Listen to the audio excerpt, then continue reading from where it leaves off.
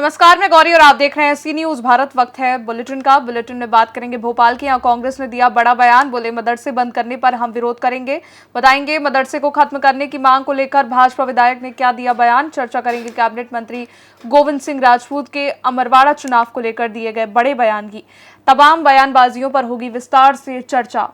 भोपाल में मदरसे बंद करने पर विरोध करने का कांग्रेस ने बयान दिया है। कांग्रेस विधायक फंदेलाल मार्को का बयान सामने आया है। बोला मदरसा में धार्मिक शिक्षा दी जाती है, मदरसे में भाषाई शिक्षा दी जाती है, ऐसे तो संस्कृत की शिक्षा भी दी जा रही है, अंग्रेजी भाषा की भी शिक्षा दी जा रही है। आकर्षण हमने लगाया है और पुष्पराजगढ़ विधानसभा क्षेत्र के उन ग्रामीण क्षेत्रों में जहां आवागमन की सुविधा नहीं है, मेरा निर्माण कार्य से संबंधित है और पिछले 2022 से ये चल रहा है।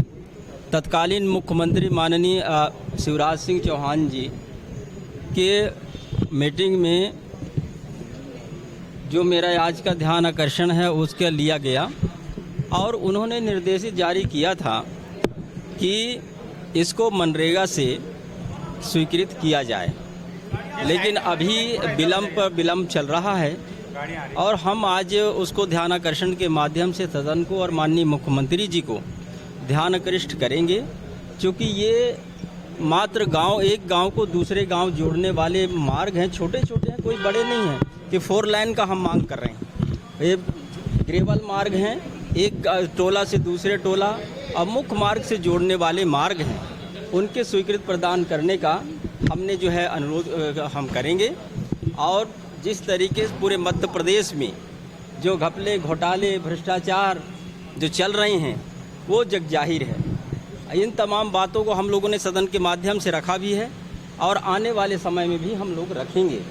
मैं आपके माध्यम से ये मैं बताना चाहता हूँ कि पूरे मध्य प्रदेश में आज अनुसूचित जनजातियों के ऊपर जो अपमानजनक घटनाएं जो घट रही हैं, चाहे वो सीधी कॉलेज का बात हो, चाहे सीधी का कांड का बात हो, या अन्य प्रदेश में जहां जनजाति समुदाय को हत्या करके ज़मीन के अंदर गाड़ दिया जाता है, ऐसे जघन्य अपराध भी इस प्रदेश में हुए हैं। इन तमाम मुद्दों को इस ध्यान आकर्षण में बजट सत्र में हम रखेंगे कि ये बजट किसके लिए पास किया जा रहा है। जब यदि उन तमाम दूरांचल क्षेत्रों में जहां जनजाति समुदाय के लोग निवास कर रहे हैं, अपने मूलभूत सुविधा से आज भी वंचित हैं, आपका सरकार अनवरत इस मध्य प्रदेश में है, तो आप वहां तक आपका दृष्टि क्यों नहीं जा रहा है।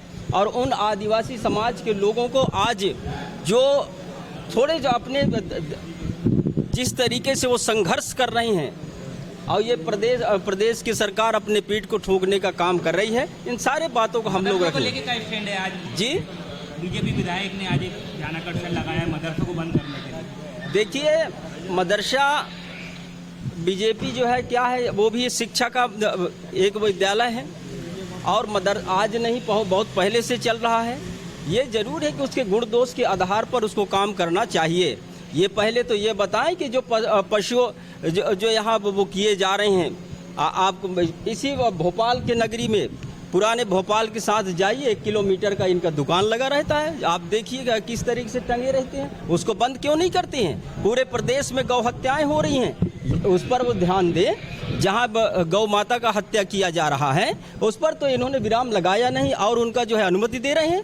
ये इस तरीके से सरकार जो है बातों को भटकाने के लिए जो है ये सब कर रही है और मैं चाहता हूँ कि जो भी बातें आएंगी सदन में उसको चर्चा करेंगे। धन्यवाद। भोपाल से सी न्यूज संवाददाता मनीष वर्मा की रिपोर्ट। खबर भोपाल से है। मदरसे को खत्म करने की मांग को लेकर बोले मजहबी हिसाब से कोई भी शिक्षा खतरनाक होती जा रही है। कोई भी मदरसा अगर मजहबी पास से अलग होकर आतंकवादी गतिविधियों को बढ़ावा देता है तो हमें ऐसे मदरसे को खत्म करने की मांग करनी चाहिए और हम करेंगे। संविधान के अनुच्छेद 30 को बदलने के लिए आपके पार्टी के विधायक अभिलाष पांडे ने एक अशासकीय संकल्प लगाया है। वो कह रहे हैं कि शैक्षणिक, भाषीय और धार्मिक आधार पर स्कूल खोलने की मान्यता मुस्लिमों के लिए खत्म होनी चाहिए, यानी कि मदरसा खोलने की मान्यता खत्म होनी चाहिए। देखिए, मदरसों का संचालन देखिए, एक तो अभी मैंने पूरा संकल्प नहीं देखा है, लेकिन ये है मजहबी आधार पर कोई भी शिक्षा भारत में होना थोड़ा खतरनाक होता जा रहा है। भारत की राष्ट्रीय जो शिक्षा का करण है, राष्ट्रीय शिक्षाकरण के तहत सबको शिक्षा मिले और सबको रोजगार मिले, ये भारत सरकार का भी सोच है और ये मध्य प्रदेश सरकार का भी सोच है। हम भी यही सोचते हैं, कोई भी मदरसा अगर वो मजहबी बात करता है और मजहब से अगर वो कोई दूसरी आतंकवादी गतिविधियों में सम्मिलित होता है तो ये दुर्भाग्य है। अगर मदरसा शिक्षा और व्यक्तिगत उन्नति होती है, मदरसा अगर डॉक्टर देता है, मदरसा अगर इंजीनियर देता है, मदरसा भारत के लिए कलेक्टर देता है तो समझ में आती है। लेकिन एक अकेली उर्दू के बलबूते पर सब सुविधाएं नहीं मिल सकती, जबकि शिक्षा पद्धति में हिंदी, इंग्लिश, संस्कृत, उर्दू सबका समावेश है। उसको पढ़ो, उसको समझो। अकेली शिक्षा चलाकर नया तालीम से जो है नया ताइवान खड़ा करने की कोशिश मत करो। अभी 2 मिनट है, चिन्हित कर रहे हैं, जितने भी है कार्रवाई भी करते हैं। भोपाल से सी न्यूज संवाददाता मनीष वर्मा की रिपोर्ट। खबर भोपाल से। यहाँ कैबिनेट मंत्री गोविंद सिंह राजपूत ने अमरवाड़ा चुनाव को लेकर बड़ा बयान दिया है। मंत्री ने कहा कि जब कमलनाथ की भावुकता नहीं चली छिंदवाड़ा में खुद के लिए, तो मैं नहीं समझता कि अमरवाड़ा की जनता के लिए चलेगी। भारतीय जनता पार्टी अमरवाड़ा में विजयी होगी। कांग्रेस हाथ पैर नहीं मारे, वहाँ की जनता मन बना चुकी है।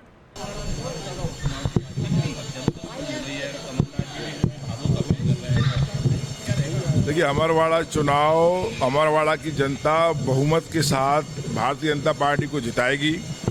कमलनाथ जी की भावुक अपील जब खुद के लिए नहीं चली तो मैं नहीं समझता हूं कि वो अमरवाड़ा की जनता को चलेगी। छिंदवाड़ा की जनता समझ चुकी है। अब छिंदवाड़ा की जनता को नया चाहती है और उस छिंदवाड़ा की जनता को लग रहा है कि भारतीय जनता पार्टी वो सरकार है जो छिंदवाड़ा को नए क्षितिज पर ले जाएगी।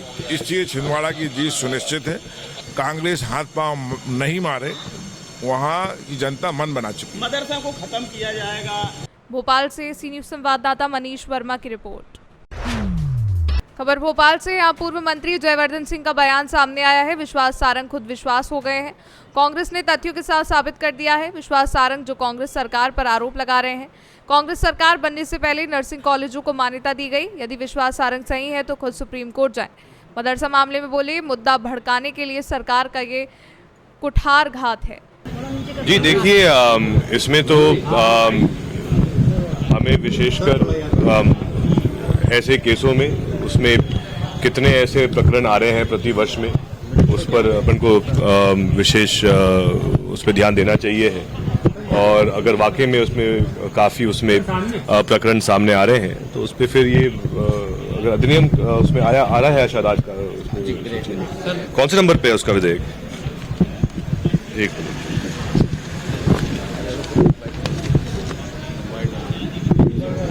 ये कौन से विभाग में आ रहा है?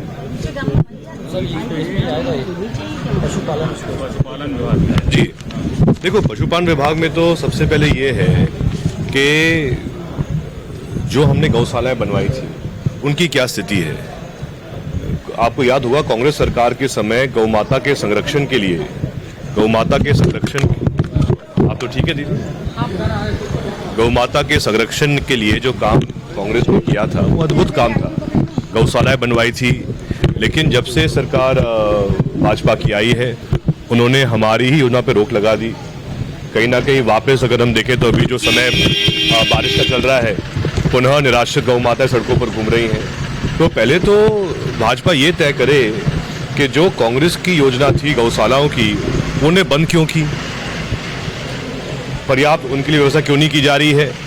क्योंकि अगर हमें गौ माता की सेवा करनी है तो सबसे पहले जो गौशालाएं निर्मित हुई हैं वो संचालित हो ठीक प्रकार से, और जहाँ जहाँ और अभी भी बहुत डिमांड आ रही है गौशालाओं की। मैं तो जब भी गांव में जाता हूँ तो और मांग आती है।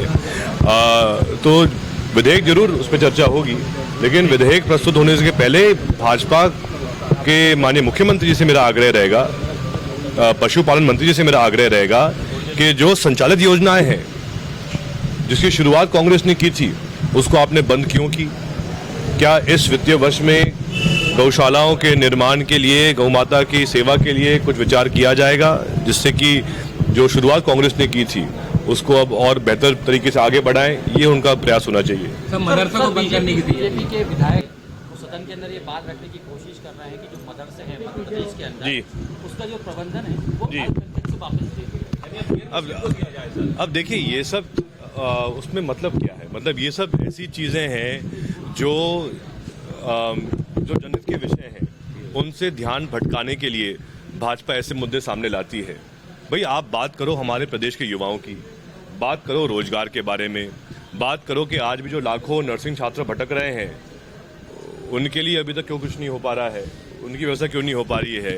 हर प्रकार से आज के समय भाजपा के राज में बेरोजगारी चरम पर है। मेरे पास तो एक और अभी आदेश आया है, कल शायद एक बैठक हुई है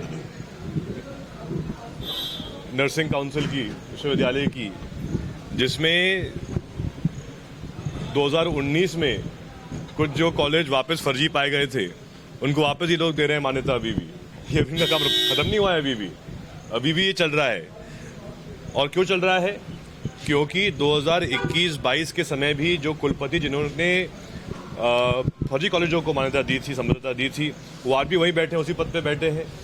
उन पर अब तक सरकार क्यों नहीं कार्रवाई कर रही है, ऐसा क्या कारण है, इस पर भी हमको जानकारी मिले। तो लेकिन उषा ठाकुर तो ये कह रही है, गंभीर आरोप लगा है ये जो मदरसे हैं वहाँ से बच्चों की तस्करी हो।